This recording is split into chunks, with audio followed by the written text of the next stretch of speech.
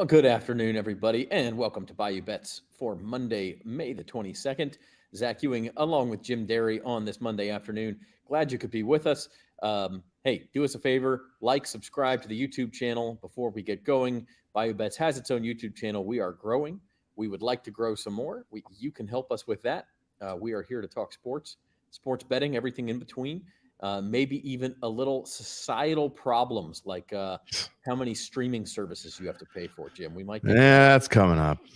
Yeah, we may just get to that today. So we appreciate all of you being here. Subscribe to that channel if you have not already. Do us that favor. If you're watching on Facebook or on the NOLA.com YouTube channel, migrate on over to the Bayou Bets. We're starting to clip out parts of the show if you miss them. All of my wisdom about LeBron James is up there. Oh, God. That sort of thing. Oh, he's been great. Yeah. Well, he's 38 years old. What he's doing at 38 should not ruin his legacy. Now he's 38 years old. Before, what he was doing at 38 is fantastic. But, now it's because he's 38 years old. Yes, he's tired. We do great on a curve. Hey, Jerry. Nuggets and Lakers. Most overrated player in the history of basketball. We're not going to get into that. I've made my point. We don't have to. I've been right. You've been wrong. It's all done and dusted. I mean, he's still top 5, but he's still the most overrated player in their history of basketball. Period. He's closer to 1 than he is to any other number. No, he's not. Besides 2. You could, if you say 2, I'll be okay with it. But I'll say more than that's 4-ish, 5-ish. I'd have to go through. All right. Well, you've also admitted to not watching his entire career. So I have not admitted to watching his entire. I haven't watched 81 games of his career for the last 21 years, but I've seen plenty enough of LeBron. Anyway, get to the headlines. Oh, I want to hear this crap. The headlines are that people LeBron and the Lakers are down 3-0 to the Nuggets, as are Jason Tatum and the Boston Celtics. If you ask me which of those teams is a bigger mess, I have my answer for you. But also in headlines, Brooks Koepka wins the PGA Championship. I'm sure the PGA Tour is unhappy with that, considering he's a live golfer winning the PGA Championship. SEC baseball tournament starts Tuesday. LSU will not play until Wednesday morning. They're the number 3 seed. And then in softball, LSU loses twice to the Ragin' Cajuns in the regional. Really the only sport where I think you could say those two schools have a real rivalry. And this round goes to the Ragin' Cajuns. Did you see, by the way, how close we were to having a Louisiana Lafayette versus McNeese State Super Regional? No, but I do see AP's comment. AP, it's over the fact. Yeah, you're wrong. This is why I rate. If you don't agree with Zach, you're wrong. There's all these people. You're just that wrong. In what way is he grossly overrated?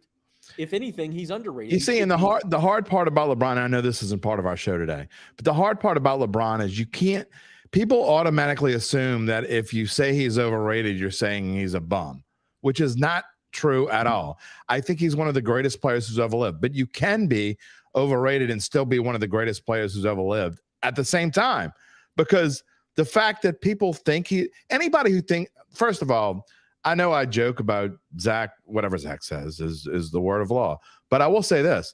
Anyone who thinks LeBron James is the greatest player of all time needs to have their head examined.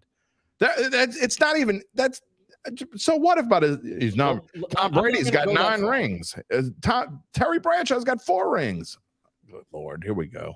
I am not going to go that far, but I do think that there is a legitimate case that LeBron James is the greatest player. There is zero legitimate. I will say this: if you put Kobe Bryant, rest in peace, love Kobe Bryant, great player. If you put Kobe Bryant over LeBron James on the list of all-time greats, you are grossly. I didn't even like Kobe. Underrating LeBron James. I don't even like Kobe. I don't like anything to do with the Lakers. Okay, so this LeBron thing has nothing to do with Lakers because this is long. I've always felt this way. So I've never been a Kobe fan. I mean, rest in peace. But Kobe Bryant was a better player than LeBron James ever has been. Tell me you don't know jack about basketball without telling me you don't know jack about basketball. Okay. I mean, it's whatever you just say. Wrong. That's just wrong. Okay, it's just wrong. Anyway, let's move on. Lakers are on brink. They are favored tonight by 3. How are you betting this game? Do we think the Lakers extend this thing? I personally think they probably get it back to Denver at least. I don't know they go much farther than that. Do they care? When you get to 3-0, it's hard to know if a team's going to care. That's the hardest. I don't think this is bettable to me. And the reason being is I don't I don't have any clue whether they care or not, because the Lakers are known quitters. Now, that being said, I could see them coming out and saying, you know what, okay, let's go out and give it our all. I don't know if their all is good enough anyway. So if I were forced to bet this, I would take the Nuggets, and I would take the Nuggets money line. That being said, it's going to be one of the few games that I don't bet. I might pick out a player prop or something that I like, or maybe make some weird 7-leg parlay just to have fun with it and bet $2 on it or something. I don't know. I just don't think this game is bettable. And anybody who thinks they know what's going to happen tonight is wrong. No one knows, and you can be right afterwards and still be wrong. I mean, no one knows how the Lakers are going to come out tonight. And again, even if they come out at their best, I don't know that it's enough, because Denver's the best team in basketball. I've said that since the beginning of this playoffs. I still believe it. I believed it then. I believe it now. I put money on it then. I might put more money on it now. I don't it's just they're the best team in basketball. What I want to thank AP and Jerry for here is when I say last week that LeBron is still underrated at this point in his career, it's that type of stuff I'm talking about. You can't be underrated. There's no player that's been more case for Kobe over LeBron. You cannot do it. Okay, even if that's true. Okay. Even if you believe that, and that's true. Okay, which I don't think it is, but okay, we can debate that it's an opinion. Anytime anyone brings up greatest player of all time, anyway, it's nothing but opinion. It's one person's opinion against another person's opinion. Beyond all that, you can never, and this one is not debatable. You cannot say LeBron is underrated ever. There's no way to say LeBron is underrated. We have people in our comments, El Rey, AP, Jerry, they're all underrating him right now. They are all underrating him. You are insane, Zach Ewing. You are insane. We're talking about this guy at 38 and a half years old in the conference finals as one of the best players. He's probably not better than AD at this point, but he's at least the second best player on his team. It's it's a different game, but B, I'm not taking anything away to the fact that he's had longevity and played part of being great. And played. I'm not saying he's not great. I've never said once he wasn't great. I think he's a great player, one of the greatest of all time. That's what I'm saying. You can still be great. You can still be one of the greatest players of all time and still be overrated. I think all of those things are true. I think he's a great player. He's one of the greatest players of all time, but yet he's still overrated. You cannot say there is no form or fashion, but you're picking comments out from people that watch our show that are whatever. He's of course, anybody's going to be underrated or overrated by certain people here and there, but you can't say in a general sense that LeBron James is underrated. That is an insanely ridiculous comment. And I am saying in the same vein that you can be considered one of the greatest players of all time and still be underrated. Because Michael Jordan. He's number 5 all time. He's number 7 all time. He's number 2, and he has a case for number 1. He's a lot closer to 1 than he is to 3. That's where he's at. You're wrong. Let's move on. This is not worth arguing about. You're not going to change. It's like politics. You're not going to change my opinion. Joe Blow's not going to change my opinion, and you're not going to change my opinion on this or whatever. Won Game 7 of the 16 NBA Finals. It's just one of the greatest games of all time. Really? What did he do? What did he do night before last when they absolutely had to have him? Okay. Well, clank, clank, clank, clank, clank. Let me shoot some more threes. Clank, clank, clank, clank, clank. Kobe and MJ missed shots too in the fourth quarter. Yeah. He also misses more free throws in the final 5 minutes of a basketball game than anyone I've ever seen before. I thought that matters. About this anymore. Okay. Here's something else we can argue about. I keep trying to make the case that in my head that either the Lakers or the Celtics could come back. You go, they're good teams. They look so good in the first 2 rounds. Maybe they could win game 4 and get some momentum. Yeah. I just can't do it. I just don't see it. I will say this. I don't think either one of them has a chance.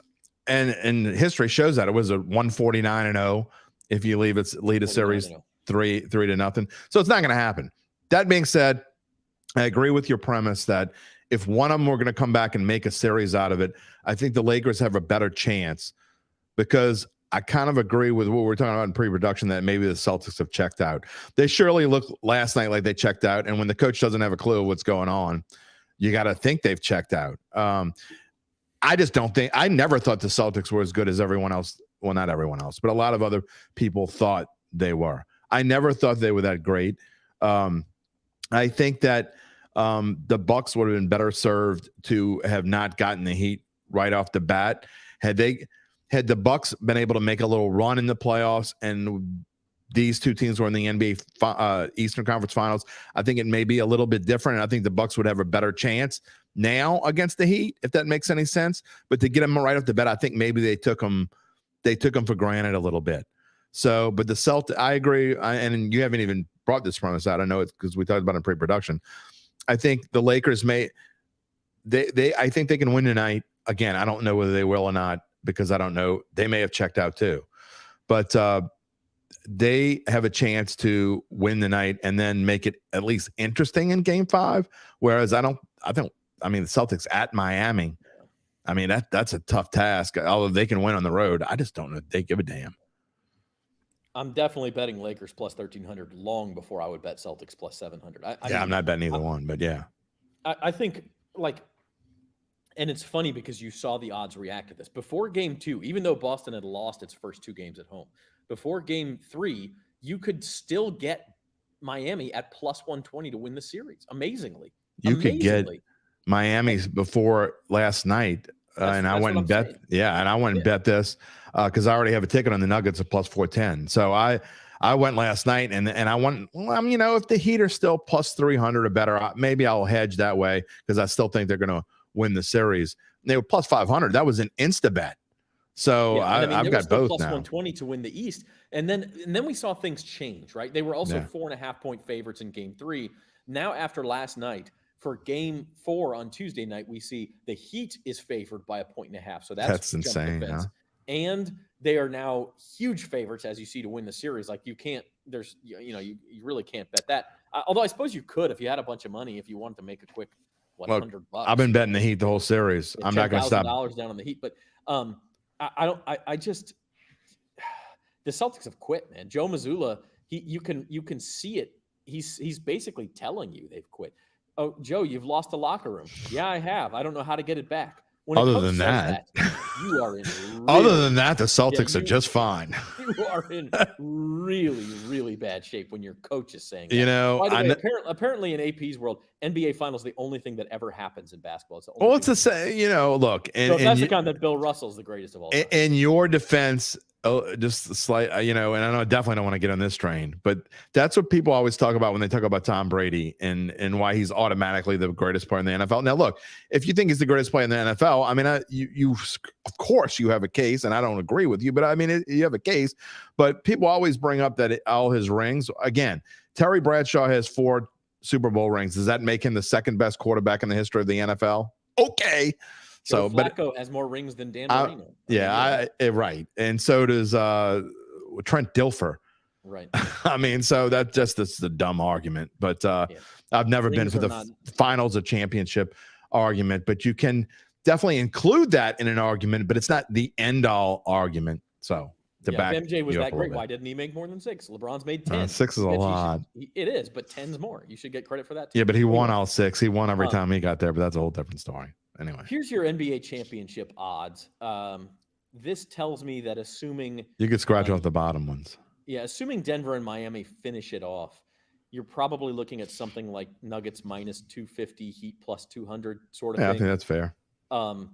Which way are you betting that? And I know you've got futures. I have Denver at 20-1, so I'll probably put something on the Heat just to hedge. But assuming you have nothing on the line, you're just going in fresh. Denver's minus 250, Miami's plus 200. Which way do you lean? Well, here's one of those cases again, and I talk about this all the time. Okay, I think the Nuggets are going to win. I think the Nuggets are the best team in basketball. Again, I've thought that for 2 months now. I put my money where my mouth is.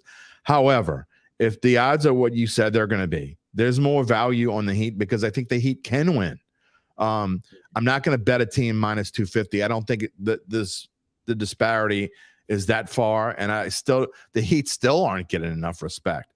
So if you like the Heat, I would bet them now at plus 220 because that number is not going to go down. It's going to go up. And when I say up, it's going to go closer to plus 200, plus 180, somewhere in that ballpark. You know they're going to win. It's 100. If they lose, then you lose your money. So what? 149-0. It's not going to happen this time. I mean, you can play this back if we're wrong.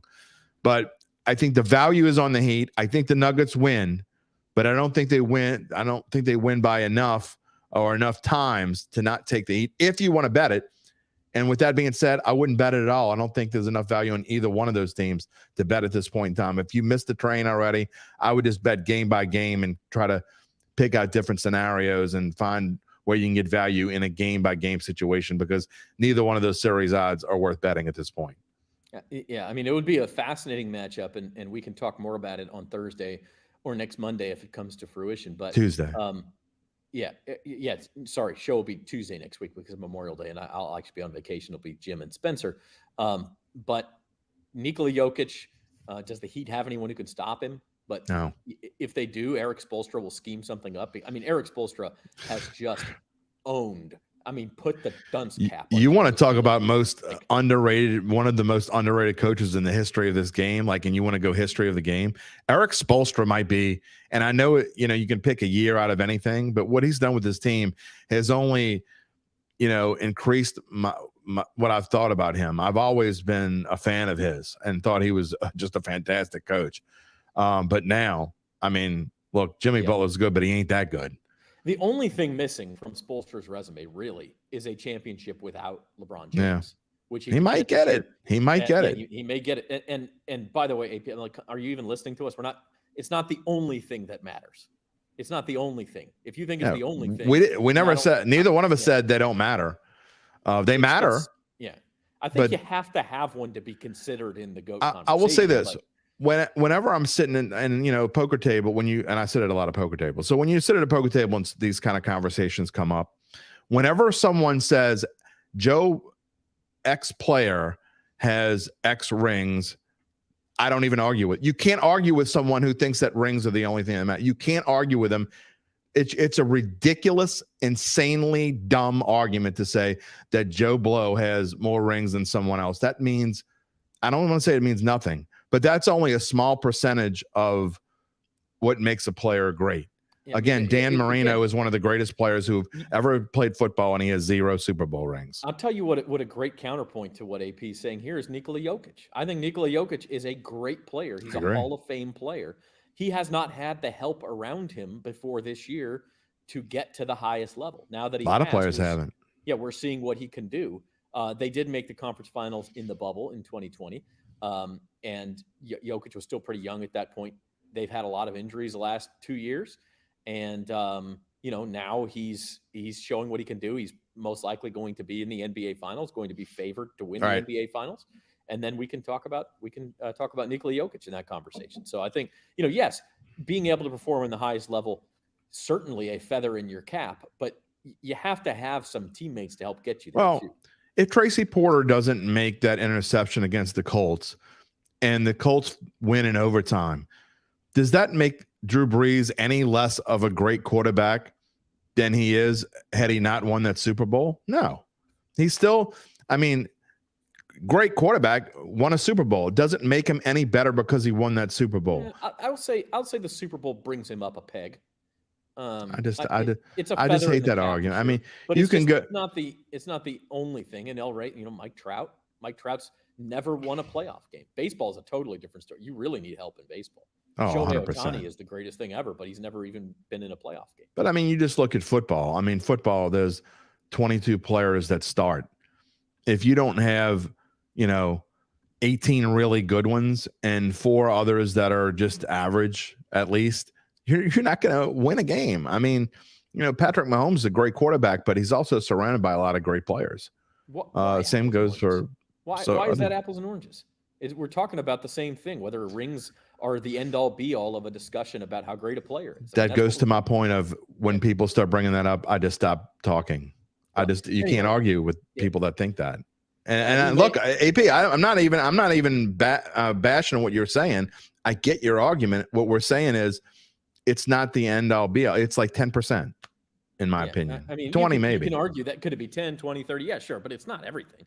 It's like when you go through when I go down and break down a PGA event every week, and Andy Lack, who I've mentioned many times, who is a fantastic golf handicapper. If you haven't found him, check him out. Rick Run Good. I highly recommend him. You can find him on Twitter as well. But he goes through every week, and I read his blog religiously each week before I decide who I'm going to bet on a tournament. I've been winning money on golf for a couple of years now, and a lot of it's because of Andy Lack. But he gives his percentages on what pieces of that tournament are the most important. And I think it goes to the same to when you're making an argument about a player, per se. What percentages make a player great? You might say 20% championship. Some people say 100%, but 20% championships, 20% statistics, go down the line, how he's held himself or herself.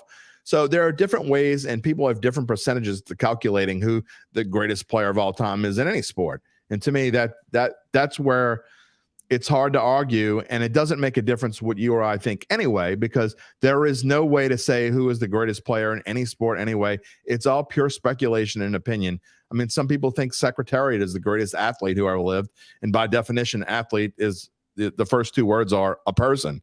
But people will still argue that Secretariat is the greatest athlete who ever lived. I still remember that ESPN Sports Century where they named we had a similar thing back about 25 years ago at the Times Picayune. We were doing our I guess it was the turn of the century. We had the greatest athletes, the 100. I think it was the 100. Maybe it was more than 100. But we did a whole ton of research and went through this thing, and the greatest athletes who ever lived. And our horse rating writer, the late Bob Fortas, God rest his soul, who was fantastic at what he did. He would go on and on and on about his top three athletes of all time were horses. And I'm, like I said, I just broke out Merriam-Webster and said, look, right here, it says it. First two words, a person. You could just stop right there. But anyway. Well, not to go down that rabbit hole or horse hole. Horse hole. Yeah, but if you're going to say, oh, Secretariat was the greatest athlete ever, well, the second fastest horse was then the second greatest athlete ever, because no human has ever been as fast as a horse. Correct. So why are we suddenly inserting just one horse into the conversation and not all the others? And then how about a cheetah? Why don't we put the cheetah at the top of the list, or a shark, or we're talking about people. Baby shark, doop, doop, doop, doop, doop. Oh, that'll be in your head all day long. You're welcome. We're moving on. SEC baseball tournament. I like what our Leah Van, our LSU baseball. Ted Williams, no World Series. She said on was it Twitter or Facebook? She said this morning the number one seed at this tournament is rain, because it always rains in Hoover. But assuming it doesn't, LSU is supposed to play Wednesday morning against South Carolina or Georgia, the winner of that game on Tuesday. LSU a co-favorite in this event with Florida. You can see very, very balanced odds. In fact, let's look at the full board here. You got 7 choices at 10-1 or less here. I don't know. Look, first and foremost, Jim, LSU, I don't think really is all that interested in winning this thing. I'm not saying people always mistake it when you say that.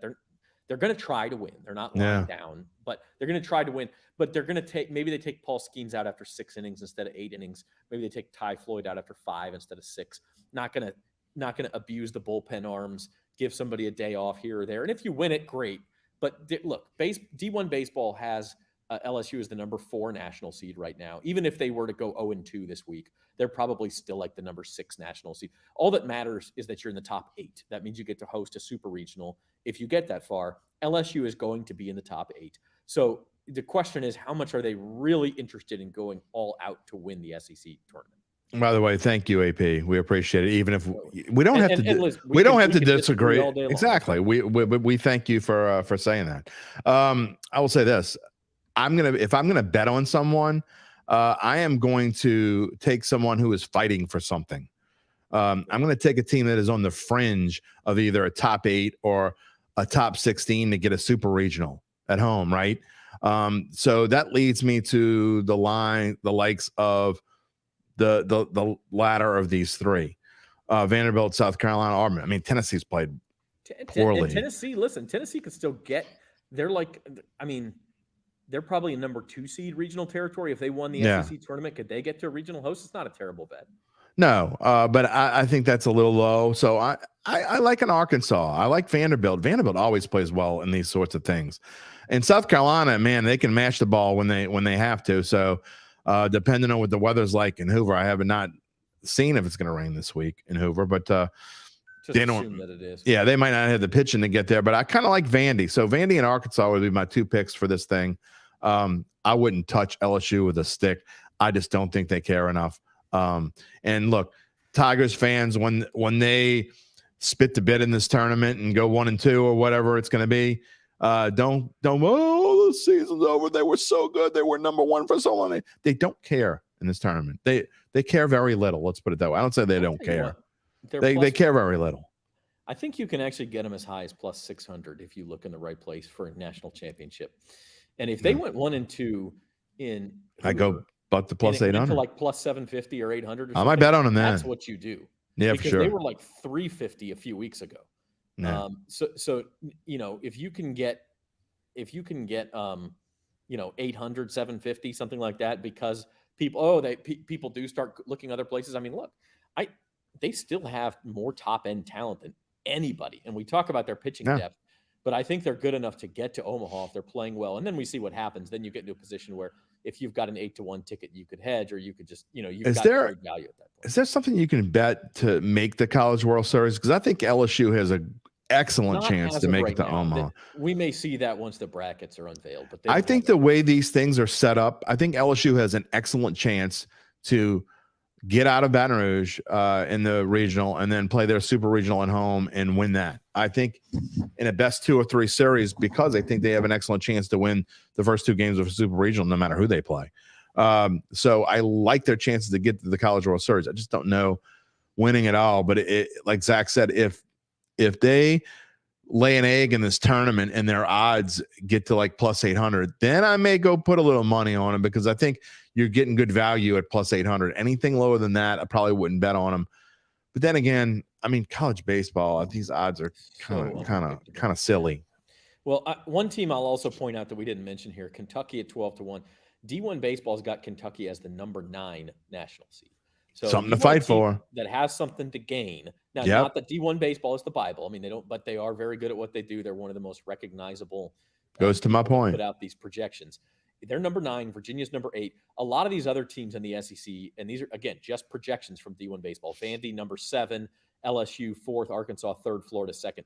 Those teams, okay, if you're Arkansas and you fall from 3rd to 4th, do you really care? It doesn't matter. It's like any other conference tournament, though. It's what team has the most to fight for and has been playing well down the stretch. Those are the 2 things that I look for in just about every conference tournament. They got something to fight for, and they've been playing well down the stretch. And that's also the same kind of way in golf. What you look for, I did well and I won money in the PGA Championship this week.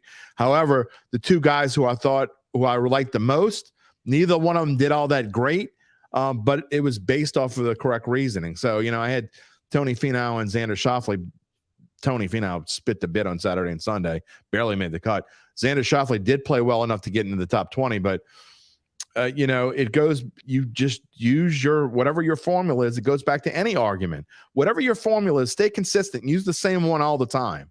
Okay. Don't change around unless it's not working and you find something that maybe you tweak it a little bit. But again, for these conference tournaments, a team like Kentucky fighting to get in that top 8, it matters to get into that top 8. It really matters.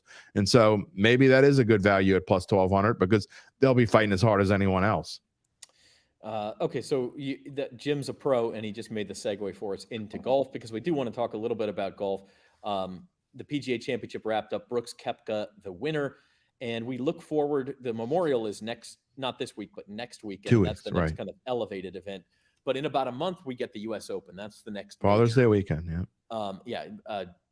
June 18th through 21st, something like that.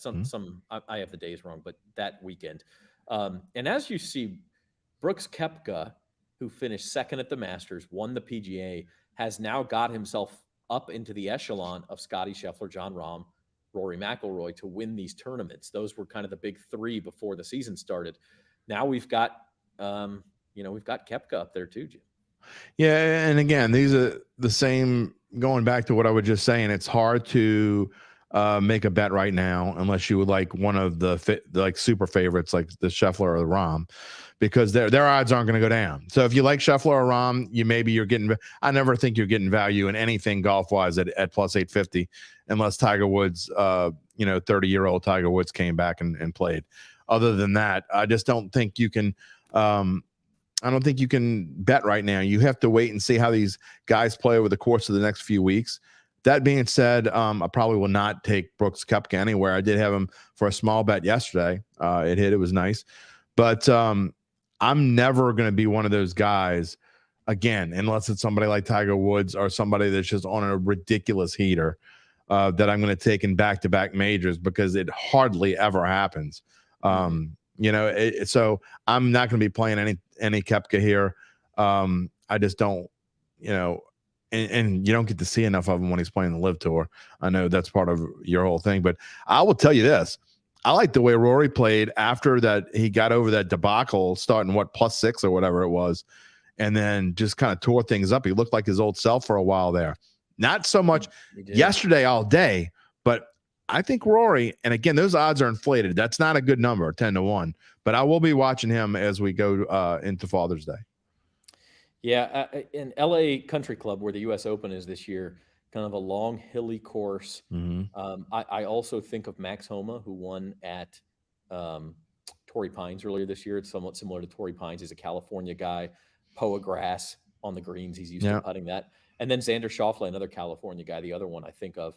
If you're looking for somebody more in the 20 to 25-1 range instead of these 10-1 type guys, I think Tony Finau could be a good pick there, even though he stunk this weekend, because isn't he from California as well? I think he's from out west. He's from Utah, isn't he? He's from out west. I'm almost sure. Yeah, he lives in Utah. That's right. So anyway, he's a guy that I think could fare well over there. And look how he's done. I always look, one thing that Andy does well when you're talking about U.S. Open, because you got to remember these are courses that aren't generally in the PGA rotation. They're only used for majors and other, events like this. Go look at courses that are similar and how they've fared there and how these players have fared in majors. Because look, you don't get, I'm not saying obviously you get first time major winners, but you don't get players that come out of nowhere. That's why you don't get a lot of long shots in majors. You just don't. I think once you get past 30-1 or so, you're barking up the wrong tree. Every now and then you get a white. Every now and then. Yeah, it doesn't happen very often. Not all that often. Yeah, we may get one. Last year, major winners, I think probably the longest shot was Matt Fitzpatrick at the U.S. Open. I think he was in the 25 to 31 range. But he also was playing really well leading up to that, and it wasn't a shock to see him do what he did. So again, I don't want anybody that's missed 2 cuts in the last month and a half. I'm just not going to take someone like that. If someone like that wins, then I'm going to be a loser that weekend, because it's not going to be me. I want someone who has a win and another top 10 finish in the last month and a half and hasn't missed any cuts. I want someone who in the last, his last 8 majors, he's got at least a T10, maybe a win, a T5 somewhere, something like that. So all these things go into play because they matter. I mean, those sorts of things matter in golf a lot more than they matter in other sports, especially any individual sport, really. Yeah. All right, I want to move on. Our last topic of the day, we're going to talk some NFL, and ESPN. David Purdom at ESPN, great sports betting reporter, came out with a story. What was it? Yesterday? It was this morning. About this morning, the second part. There was one. This morning was the second part. The uptick in gambling violations among NFL players, and it kind of dives into exactly what the NFL's policy is. NFL players can bet just like anyone else on anything besides the NFL. That's basically the restriction that they have. They can even play fantasy football. They cannot do it on when they're working. In other words, they can't bet from their locker room. They can't bet from the team facility. They can't even bet when they're like riding in the team, bus. They don't ride a bus, whatever. When they're on a charter flight with the team or whatever. Yeah. I mean, you can't, there's all these restrictions. It's very interesting to see what they do. So go check that out. And look, it seems like the story makes it sound like even beyond the players who are suspended this year, who I think it was a couple of Lions players. Jamison Williams was one of them. Quintez Cephas, CJ Moore, Shaka Tony, and of course Calvin Ridley was last year, got a full year suspension and an assistant coach. It makes it sound like there's some more maybe minor violations happening, and the NFL's having to remind teams of these rules and say, hey, you can't do this. Don't let your guys do this. And so, I think when we brought this up earlier today, Jim, your point was, hey, this is a sign that these regulations, since PASPA was overturned, sports betting became more widespread, people are getting wiser to what you can and can't do, both ethically and legally. Yeah, and it's out in the open, right? I mean, look, let's don't fool ourselves. Players and coaches gambled plenty before all this became legalized. We just know about it now. I mean, with the geo positioning, and remember when Caesars was approved, the official odds partner of bet.nola.com, by the way. NOLA.com/Caesars. When they announced that it was legal, and Caesars basically said they were ready. Remember, it took 3 months or so before they could even get it started. We were worried if we were going to even be able to bet by the Super Bowl, and it was announced before football season because they had to go through all this geo positioning and location, knowing where you are at all times. So I think that the regulation of gambling and the legalization of gambling, as it at one day is going to be legal in all 50 states. I'm pretty sure of that. I don't know when exactly. I think it's 32 states now. But this has helped. This has helped govern, I think, gambling. You got your gambling detractors and haters, and every now and then we get one that appears in this show and then likes to put messages in the comments. He's not here today, I guess. But I think this has absolutely helped gambling and helps legitimize the entire process, because there are more eyes on this than ever before. And if you bet on something and you're not supposed to, Joe Q player, you're going to get in trouble for it. It's going to happen. You just can't do it. And you use the word minor infraction.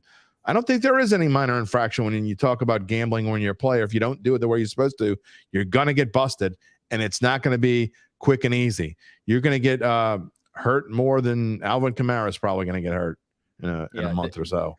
Industry experts do say Utah is the one state where sports betting is really a long shot to ever get approved. Maybe they'll just move all pro sports leagues to Utah, and then they won't. Don't get me started about Utah. I don't think that'll happen. They can anyway. The Utah Jazz, where the Jazz least mixed with Utah more than any other 49 states. But don't get me started. Yeah. Anyway. A couple of other NFL headlines to get to that actually just came out from the owners' meetings. Number one, the 2025 NFL draft, so 2 years from now, will be held in Green Bay, which will be kind of cool, I think. Maybe we'll get to go. Next year's Detroit, 2 years is Green Bay. Covering the draft in person was hard, man. I don't know if I wanted to. It was pretty hard, but I would like to do it again. I actually enjoyed it as hard as it was. And the other headline is that flexing to Thursday night football is now allowed in weeks 13. That is so 17. ridiculous. Oh, it's so bad. 8 teams voted against it, which actually is quite a few for the NFL. Usually these things, by the time they get put up for a vote, there's like maybe Davis is gone, and so they did they put who they were? Don't say who they were, but did they put who they were? Talking about the 8 teams who voted against it. They did actually. Okay, I'm gonna guess Kansas City. Nope. Really? Buffalo. I mean, I would think it would be the teams in contention. Nope. Wow. Cowboys. It was Giants, Jets, Packers, Bears, Raiders, Lions, Bengals, and Steelers. Why do the Lions give a damn?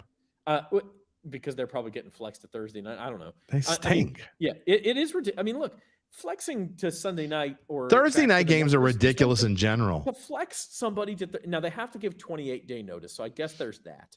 28-day notice. Still, like, man, you're talking like. Well, it won't be the Saints because they've already got 2, so they would go back to the Europe argument. They're not going to make the Saints play three games on Thursday night. They could get flexed to Sunday, right? Or Monday. What is the Thursday night game that they have late in the year? It's against. Is it Atlanta? No, it's they play Jacksonville on a Thursday night, and they play. Who's the other one? It's not Atlanta. It's not a. They're gonna have to look it up. Yeah, I'm looking it up. I can't remember. Anyway, because this I know the first one's Jacksonville. This is sort of the second one's on the road, isn't it? It's the Rams. That's right, at LA. Okay. That would be a great. That'd be a thank you, sir. May I have another? No, but listen to me, and this is. Thank you, Jerry. Foreshadowing for my rant. But if you are a Saints fan, and I know there are Saints fans who do this, because I saw some in Pittsburgh last year. I saw plenty in London. Like they pick out one road trip to say, I want to go follow the Saints, and we're going to make a little mini vacation out of this, and this is how we're going to spend some of our vacation budget. We're Saints fans. What if you choose LA, Christmas time, great weather? Hey, this is going to be a lot of great fun. Thursday night game. I'll take a few days off work. And then it gets flexed to Sunday on you? What are you supposed to do? Even though I 100% agree with you, I'm mentally preparing myself for your rant. What are you supposed to do? It's only because I know what it is. You're just screwed. It's dumb. I mean, it's not fair to these teams. First of all, it's not fair to the NFL Thursdays doesn't care. anyway. The NFL They don't care. They really don't care. Yeah. They really don't care. They don't care. It's just like, when a certain governing body in a state that we live in says it's all about the kids. But that's a whole different story. I don't cover high school sports anymore. All right. So this is all kind of foreshadowing for my rant because I'm going back somewhere. Oh, God. Hold on. Let me. If you all turn off the screen, Jim, you're not allowed to turn off the screen, but if everybody else turns off the screen, I understand. But something in that was flagged to me. I'm actually like 2 episodes. I'm gonna hold them behind. open so I don't roll my eyes.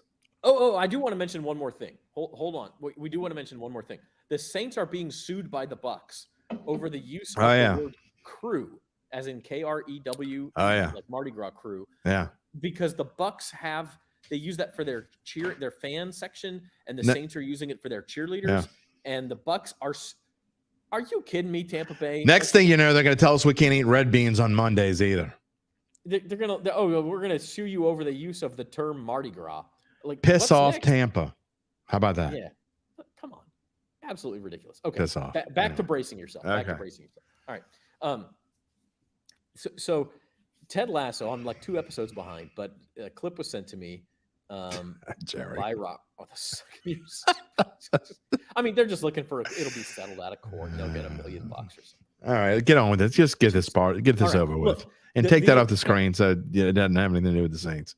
Ted Lasso, the other day, there was a monologue by one of the players about how pro sports teams have sort of lost their soul and they don't care about their fans anymore.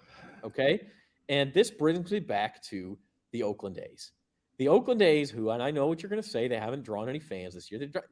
But the lack of fans is the symptom, not the cause. They're moving to Las Vegas. They've already perused 3 different sites in Las Vegas. The owner clearly just wants to get out of town. And the people who lose in this deal are the fans. There are people in Las Vegas who are going to gain a major league team and pay exorbitant amounts of money to support a new stadium. But there are fans who have been that way for generations of the green and gold in Oakland who are going to lose their team, and their city loses its soul, and Jim doesn't care. And the sad part about this is it's totally avoidable. They could have had a new stadium. They were even offered some infrastructure money and some tax breaks and things like that, to where had they privately funded it, still would have been a great deal. But unfortunately, Oakland A's ownership does not care. We'll have a team in Las Vegas.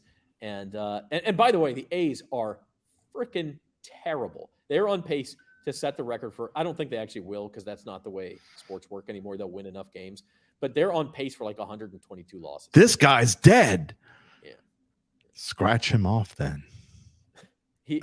This guy is the owner from Major League in real life. He is a real life movie. Rachel Phelps. And yet people say, "Oh yeah, Vegas, cool.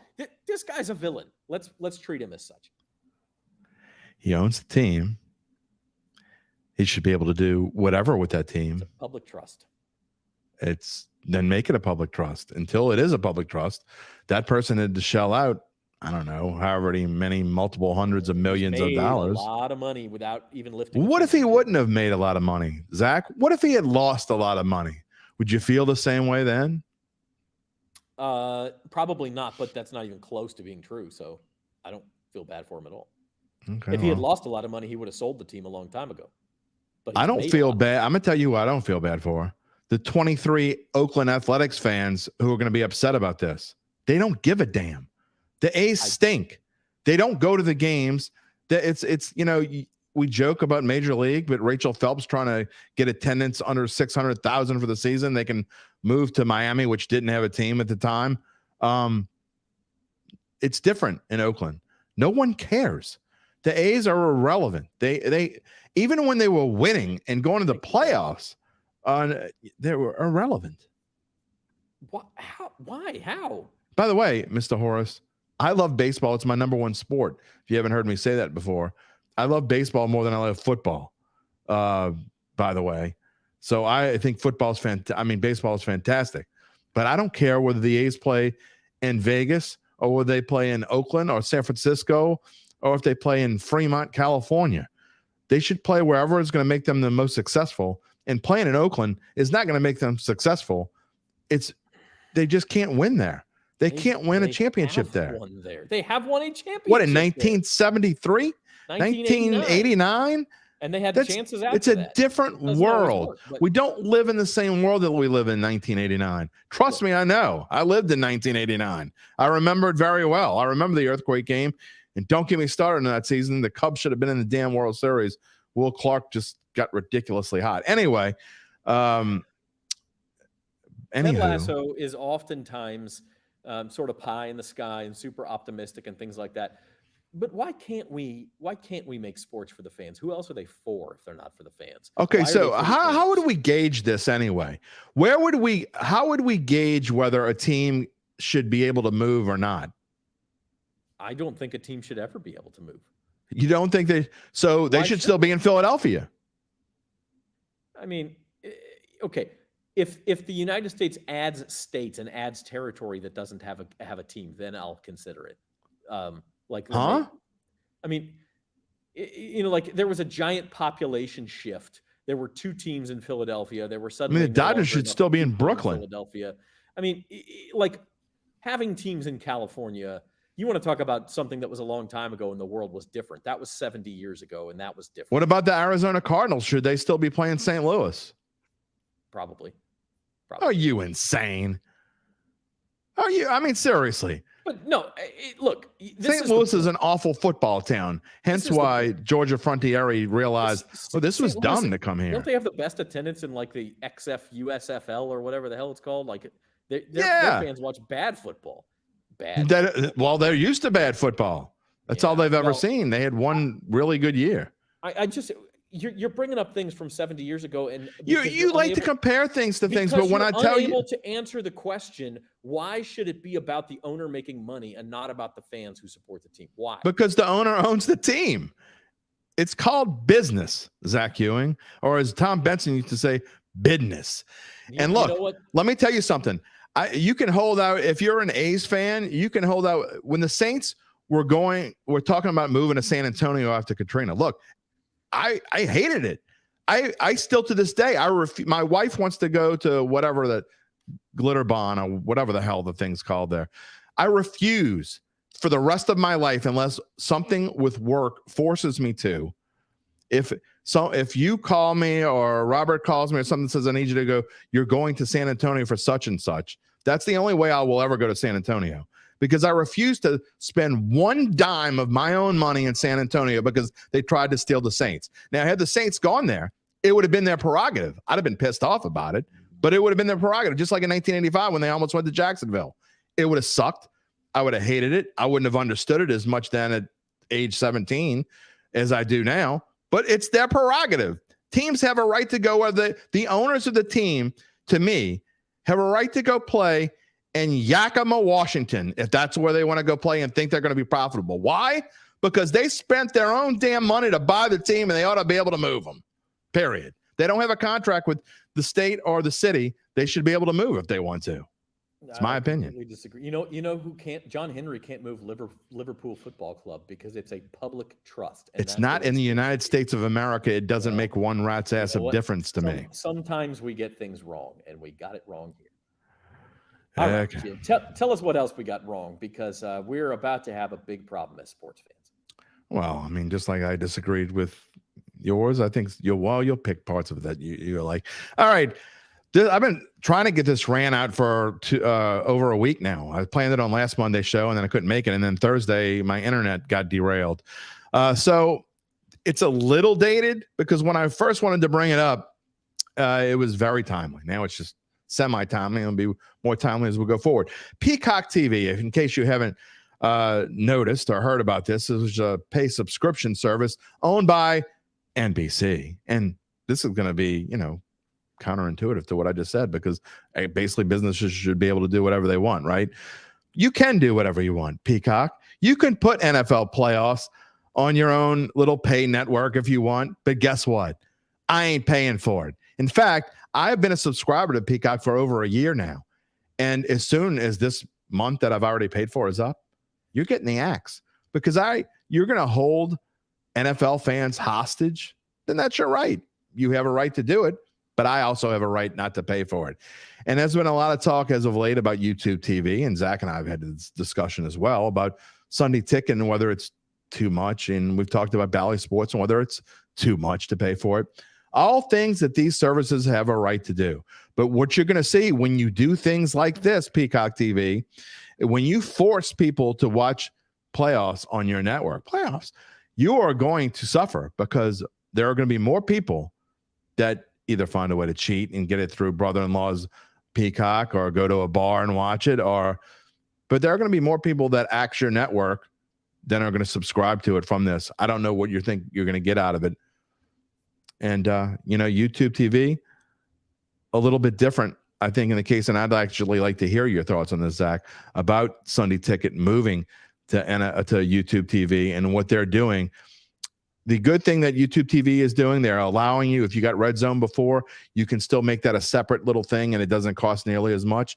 Or you have the right to get, what I love about what YouTube TV is doing is completely different from Peacock in the sense of they are allowing you to get Sunday Ticket even if you don't want to subscribe to YouTube TV. To me, that's how you do customer service.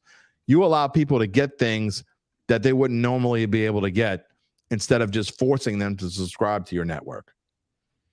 Well, I think my first point is that the NFL is different here than pretty much anything else. And you say you'll cancel Peacock in a protest because they're getting an NFL. Yeah, and they won't care, but I'll still do it. Okay, it'll make me feel good. But you know what? There aren't going to be enough of you to make a difference. Like the more people are going to add Peacock for the NFL, and they'll forget to cancel, and they'll do, YouTube TV. I think it's great that they're letting you add this stuff a la carte. I'm skeptical that it will last very long. YouTube TV also, when it first started, was $40 a month, and it was the most amazing deal in television. Now it's like $72 a month. Still a good deal. It's still a good deal, but they keep incrementally raising it to the point where it's going to be just as expensive. If you want to get that and Peacock, and except when an NBA goes off with 3 minutes left. Well, I get Peacock for Premier League already. I get Paramount Plus for USA Soccer and Champions League Soccer. I get ESPN Plus. Once you start adding all this stuff up, you get Amazon Prime. You start adding all this stuff up. It's just as expensive as it used to be to get DirecTV. And I think we're at the point, as you say in your rant, where sports fans are going to have to kind of start to pick and choose. But I will say the majority of sports fans in this country will pick and choose the NFL before they'll pick and choose anything else. So I think it's probably a smart gambit on the part of the NFL and on the part of NBC to do this and say, hey, if you want to watch this NBA playoff or NFL playoff game, you're going to have to get Peacock. The difference is those. We'll do it. The difference is though, Zach, with all the other ones that you mentioned, Amazon Prime, YouTube TV, whomever else, they all have multiple games. Even ESPN Plus, they don't force you to get ESPN Plus to watch Monday Night Football, and they could if they wanted to. If they wanted to, they could force you to subscribe to ESPN Plus, and they may one day. By the way, they may force you to subscribe to ESPN Plus and Disney Plus or whatever it is.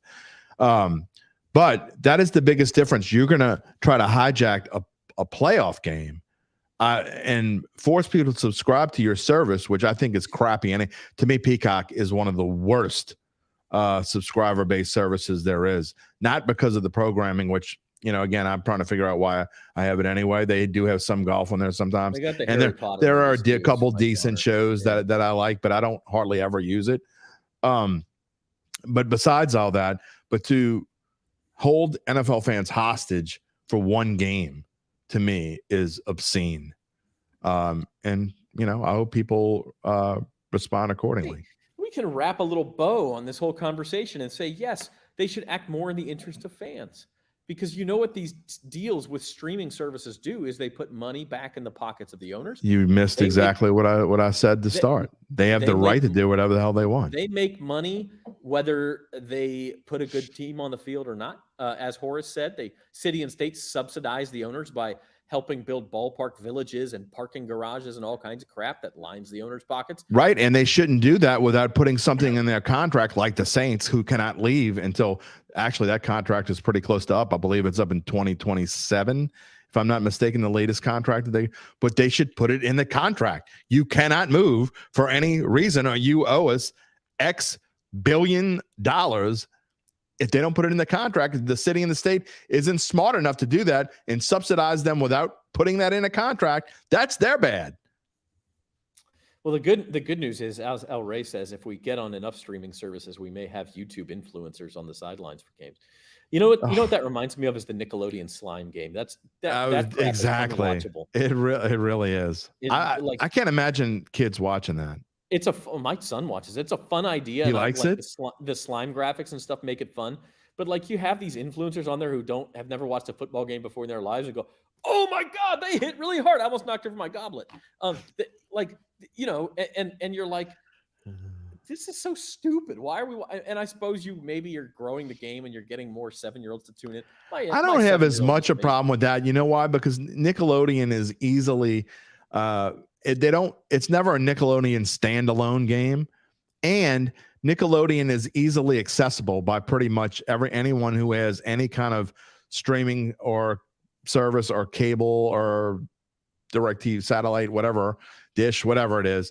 You pretty much have access to Nickelodeon. But to say who has access to Peacock, the only people are the people who pay for Peacock. And at least Amazon Prime, you can bitch about them, but you get 17, 18 games a year with Amazon Prime. And Amazon Prime, I don't get it because it's on. If I wasn't using Amazon Prime for a lot of other things, I wouldn't get it just for the NFL. I have a bad feeling Amazon Prime's going to get awfully expensive. I think they're going to jack. And it's already pretty expensive, but yeah, they might. Because people have gotten to the point, you made this point last week, where it's like your wife gets Amazon Prime for the free shipping. Mine does the same thing. And sooner or later, it's going to be like, hey, this is just an expense that we've got to have. We're going to do this. And what if now it's, what is it, $100 and something a year now? What if they? It's $149 a year, I believe. What if they make it $300 a year and say? Yeah, but you know what? I went on last week and I didn't even know this. Last week I wanted to watch the movie Air. Back to our Michael Jordan versus LeBron debate. I went and I didn't realize it's on for Amazon Prime free. So, I mean, there are, basically, if you took your wife and kids to the movie to see Air, it would cost you, if you didn't buy drinks and popcorn, and we only go to the movies like 3 or 4 times a year now, but it would have cost you like $50. So $60 maybe. So instead of paying $50-$60, you can watch Air at home for free. Well, not for free, but part of your Prime. And they also had like the new Top Gun was on there. I had no idea until I went on there and searched. So at least you get other things for that money, but you're right. They may jack up the price, and the dairy household will probably pay for it. People will pay for it. Okay. We're going to wrap things up. Busy show today. Lots of good stuff. Thank you all for being here. Speaking of social media, subscribe to the YouTube channel. If you're picking up what we're putting down, we do this every Monday and Thursday at 4:00 live. Be here or watch it on demand if you don't have the ability to be here. I had to get that. I had to get in the wow. Public service announcement next Monday, no show because of Memorial Day. We will be on Tuesday and Thursday of next week. We'll remind you again about that on Thursday. One more quick headline from the owners' meetings. 2026 Super Bowl in Santa Clara, California, home of the 49ers. So next 3, Vegas, New Orleans, Santa Clara, San Francisco, if you will. It's not really that close to San Francisco, but we'll let them have it. One more thing. Vote in our poll question. How far will LSU baseball go? Will they lose in the regional round? I forgot to do that, didn't I? Regional round? Will they reach Omaha but not win the national title, or will it be natty number 7 for the Bayou Bengals? And that will be posted in about 10 to 15 minutes. Go check it out. Bet.nola.com. How far will LSU baseball go? We'll have the results of that on Thursday. Until then, thank you all for being here. We'll see you then. For Jim Derry, I'm Zach Ewing. This has been Bayou Bet.